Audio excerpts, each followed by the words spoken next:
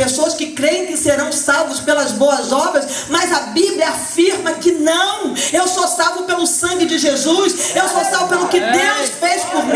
Eu não posso comprar a minha salvação. Nada que eu faça vai cumprir, vai ser o suficiente para pagar o preço da minha alma. O único que podia pagar foi Jesus, e Ele o fez por mim. Aleluia!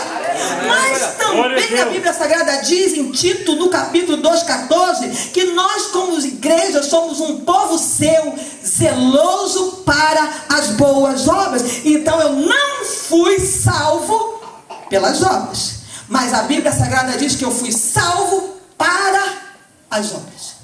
Uma vez salvo, eu devo praticar boas obras. Eu devo praticar boas obras dentro da igreja. Amém?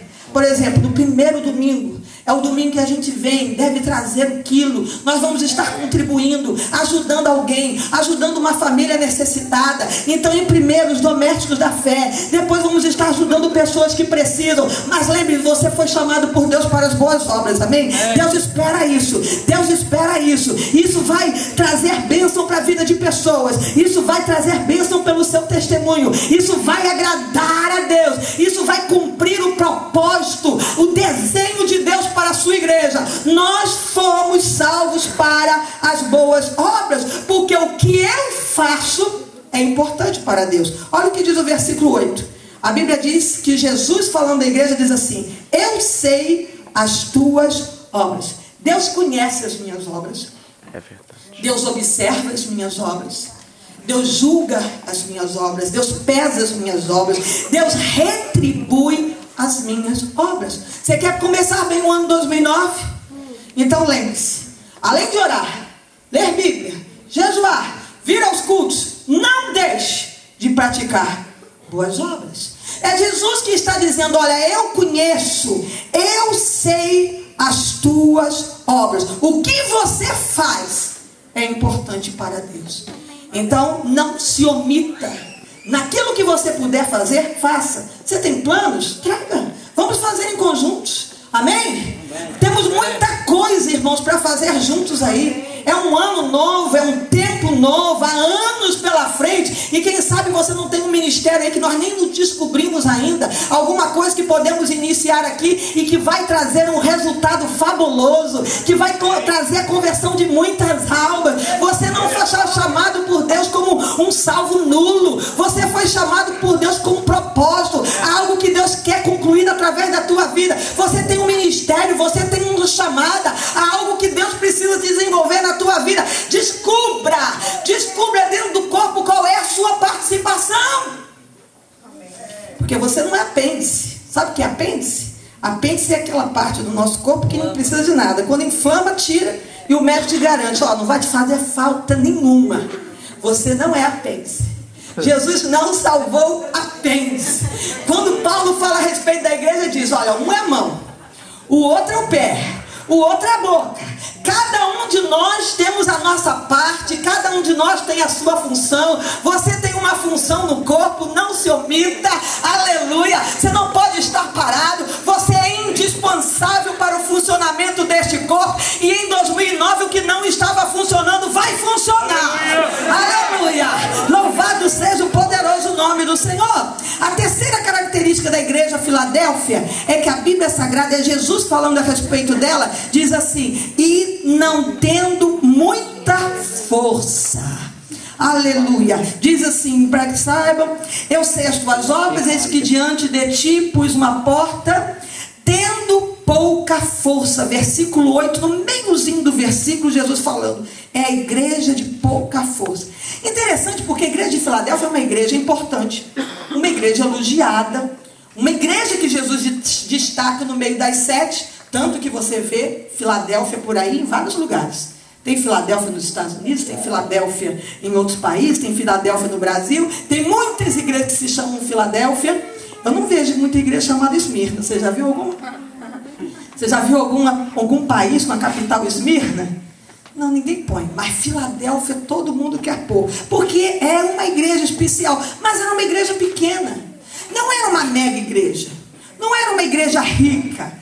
Não tinha membros importantes, senadores, políticos, negociantes que pudessem garantir o orçamento da igreja. Não tinha. Era uma igreja pobre, era uma igreja pequena, humilde, mas uma igreja fabulosa, porque a Bíblia Sagrada diz que ela dependia de Deus. Porque, irmãos, é quando a minha capacidade termina, é quando a minha capacidade é pouca, que Deus entra em cena, que Deus age, que Deus trabalha. Aleluia. Talvez você tenha entrado aqui exatamente se sentindo isso. É pouca a sua capacidade, é pouco o seu conhecimento, é pouco a sua força, os seus recursos são poucos, os seus recursos esgotaram. Se você entrou exatamente deste jeito aqui neste culto, é para você exatamente que Deus está falando nesta hora, porque, irmãos, é quando nós nos sentimos fracos que Deus em nós manifesta o seu poder. O apóstolo Paulo escreveu em 2 Coríntios capítulo 12 que ele orou 3 vezes pedindo algo importante a Deus, mas a resposta de Deus foi negativa. Deus não respondeu ao grande apóstolo Paulo, sim, mas a resposta de Deus foi o seguinte: a minha graça, Paulo, te basta, porque o meu poder se aperfeiçoa na fraqueza. Aí Paulo responde: de boa maneira, pois, me gloriarei nas minhas fraquezas, para que o poder de Cristo habite em mim. Porque quando sou fraco, aí sou forte. Você está se sentindo fraco nesta noite? Os seus recursos acabaram. Você não vê saída, você não vê força em você. Você não tem mais como agir, como responder, como enfrentar esta situação, como pagar isto. Você não tem mais, você se sente fraco. É a palavra de Deus que te responde nesta noite. Quando você está fraco, então aí que Deus é forte na tua vida. Aleluia. Porque o apóstolo Paulo em Filipenses 4:3, ele diz assim: porque posso todas as coisas naquele que me fortalece. Ele estava dizendo: eu sou fraco, mas eu posso. Eu sou fraco, mas eu posso. Eu não tenho, mas eu posso. Eu até agora não consegui, mas eu vou. Aleluia. Ele está determinando, ele está afirmando. Por quê? Porque eu posso todas as coisas naquele que me fortalece. Diga isso, a pessoa está falando: você pode. Você pode. Irmãos, entre nós às vezes aquela doença, não é aquela gripe, aquela febre do não posso. Eu não posso ir para a igreja, eu não posso ler Bíblia, eu não posso orar, eu não posso jejuar, eu não posso louvar, eu não posso conquistar, eu não posso trabalhar, eu não posso pagar. Deus está dizendo exatamente o contrário. Você pode. Você pode superar este problema. Você pode esquecer este trauma, esta dor. Você pode derrotar o teu inimigo. Você pode perdoar aquela pessoa. Você pode conquistar. Você pode ir adiante. Você pode vencer. Você pode. Em Deus você pode. Com Deus você pode. Aleluia. Diga comigo: tudo posso. Irmãos, tudo é tudo. Qual é a área da tua vida que Deus não pode agir? Qual é o teu inimigo que Deus não pode vencer? Qual é a situação que o braço de Deus está tão fraco que não pode mudar? Não há. A Bíblia Sagrada diz: operando eu, é Deus falando. Operando eu, quem? Aleluia, repita comigo: operando Deus, quem impedirá? Vamos dizer forte: operando Deus, quem impedirá? O inferno não pode. A Bíblia diz que a igreja, irmãos, ela é vencedora. Jesus afirmou isto: olha, as portas do inferno não prevalecerão. Vão tentar.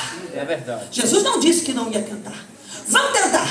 Vão tentar destruir a tua fé. Vão tentar destruir a tua saúde. Vão tentar destruir a tua família. Vão tentar te destruir. Mas a minha igreja não será destruída. Aleluia.